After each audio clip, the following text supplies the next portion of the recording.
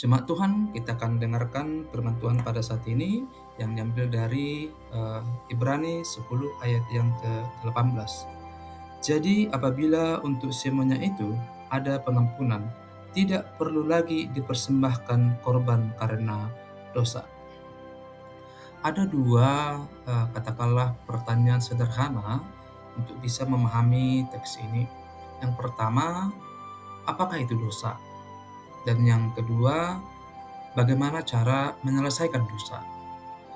Dan dua pertanyaan dasar inilah yang menjadi katakanlah hal yang penting yang disampaikan di dalam Alkitab kita. Dan kita akan belajar bagaimana konsep bangsa Israel untuk menjawab dua pertanyaan ini. Dan tentu untuk bisa mengetahuinya secara menyeluruh, kita akan mempelajari salah satu kitab, yaitu kitab Keluaran. Jadi kitab ini menceritakan secara khusus bagaimana perjalanan bangsa Israel keluar dari perbudakan Mesir, dan setelah mereka sampai di Gunung Sinai, ada peristiwa besar yang dicatat dalam peristiwa ini.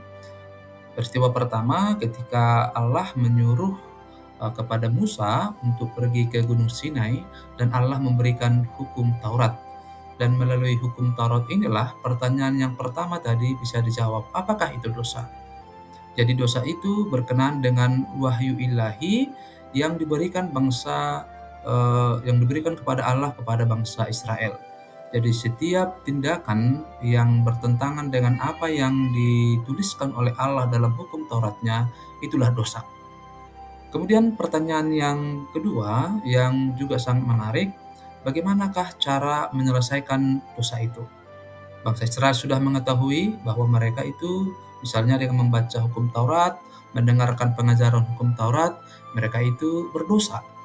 Dan tentu muncul pertanyaan yang kedua, bagaimana menyelesaikan dosa? Dan untuk menjawab pertanyaan ini, di dalam kitab Keluaran ini adalah gagasan yang sumbernya dari Allah untuk menjawab pertanyaan itu. Allah memberikan perintah kepada Musa.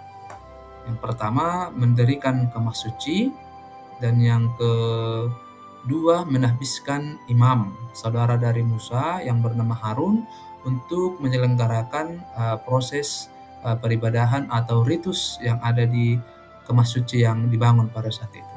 Nah, dua konsep inilah sebenarnya yang akan menjawab pertanyaan bagaimanakah dosa itu diselesaikan di dalam sistem keagamaan bangsa Israel. Jadi para imam yang melaksanakan ritus pengorbanan dengan korban-korban yang sudah ditetapkan oleh Allah, itu adalah salah satu cara untuk pada hakikatnya sih sebenarnya masih menutupi dosa, tidak akan menyelesaikan dosa. Jadi kemah suci, imam besar, itu adalah sistem keagamaan dalam Yahudi yang akan berusaha untuk menutupi segala pelanggaran atau dosa bangsa Israel. Tetapi sifatnya itu hanya gambaran, sifatnya itu hanya kiasan. Tidak akan pernah bisa korban-korban yang dipersembahkan oleh para imam besar di kemah suci dan nanti akan berkembang di Bait Allah itu bisa menyelesaikan dosa manusia. Kenapa? Ada dua alasannya. Karena darah yang dipersembahkan oleh imam besar secara khusus pada hari raya pendamaian atau Yom Kippur itu tidak akan pernah bisa menyelesaikan dosa manusia. Kenapa? Karena setiap tahun itu akan dilakukan. Dan tentu ketika itu dilakukan setiap tahun, itu menandakan bahwa itu akan mengingatkan bangsa Israel bahwa eh, dosa mereka itu tidak akan bisa diselesaikan dengan darah domba, darah korban yang dipersembahkan oleh imam besar. Dan yang kedua, para imam yang mempersembahkan korban ini pun juga penuh dengan keterbatasan atau kelemahan. Karena mereka harus mempersembahkan korban pengampunan dosa kepada Allah untuk orang Israel, tapi juga untuk diri mereka yang berdosa. Nah, konsep inilah yang dituliskan dan dimaknai ulang oleh penulis Ibrani di dalam teks renungan pada saat ini. Karena orang yang membaca suratnya ini adalah orang Yahudi, Jadi mereka kenal dengan konsep-konsep keagamaan di eee, pemahaman mereka, dan konsep pemahaman inilah yang dipakai oleh penulis Ibrani untuk menjelaskan tentang kesempurnaan pengorbanan oleh Tuhan Yesus Kristus dalam dua hal yang tadi. Dosa akan diselesaikan, satu dengan pemberian korban, dan penulis Ibrani menyatakan ketika para imam besar memberikan korban itu melalui darah para hewan atau binatang, kemudian penulis Ibrani menyatakan Yesus itu adalah imam besar yang memberikan korban, mempersembahkan korban, tetapi dengan darahnya sendiri. Dan yang kedua, gagasan Yesus sebagai imam besar itu eh, sangat berbeda dengan gagasan imam besar pada orang Israel perjanjian lama.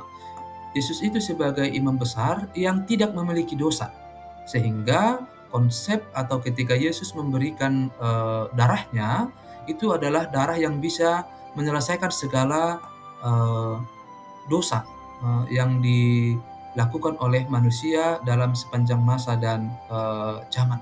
Kenapa? Karena pengorbanan Yesus itu sempurna. Dia memberikan darahnya sendiri yang penuh dengan kesucian itu, dan Yesus sebagai imam besar pun uh, melaksanakan itu di dalam ketidakberdosaannya. Dan yang terakhir yang menjadi pertanyaan, kalaulah Yesus itu menjadi imam besar, tentu ini menimbulkan pertanyaan karena dalam tradisi bangsa Israel, imam besar itu berasal dari suku Lewi. Jadi dari mana mereka bisa menerima gagasan Yesus itu sebagai imam besar? Karena itulah penulis Ibrani menyatakan bahwa Yesus itu menjadi imam besar menurut peraturan Melkisedek. Siapakah Melkisedek dan apakah artinya itu? Kita tahu bersama bahwa leluhur bangsa Israel, Abraham, pernah bertemu dengan seorang Melkisedek yang disebut dengan imam Allah yang besar. Secara silsilah tidak jelas dari mana silsilahnya, asal-usulnya, tetapi yang menarik, Abraham sebagai bapa leluhur bangsa Israel memberikan perpuluhan kepada Melkisedek. Tentu ini sesuatu hal yang kalau secara logika dan memberkati Abraham diberkati oleh Melkisedek, ini memberikan logika bahwa Melkisedek itu adalah lebih tinggi derajatnya.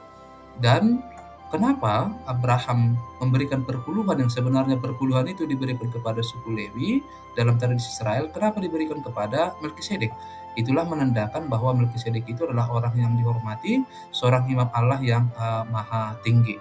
Dan dengan itulah, gagasan seperti itulah, penulis Ibrani menyatakan Yesus itu juga menjadi imam besar menurut peraturan Melkisedek. Jadi dengan keimaman besar Yesus itu, maka tugas dari imam besar itu boleh dilakukan oleh Tuhan kita Yesus Kristus. Dan yang terakhir, dengan pekerjaan Yesus sebagai imam besar yang telah naik ke surga, dan dengan darah yang dia sudah curahkan untuk pengampunan dosa kita, maka seperti firman Tuhan yang kita baca, maka tidak perlu lagi dipersembahkan korban karena dosa. Pengorbanan Yesus sudah sempurna, darahnya itu sudah cukup untuk mengampuni dosa kita semuanya. Amin.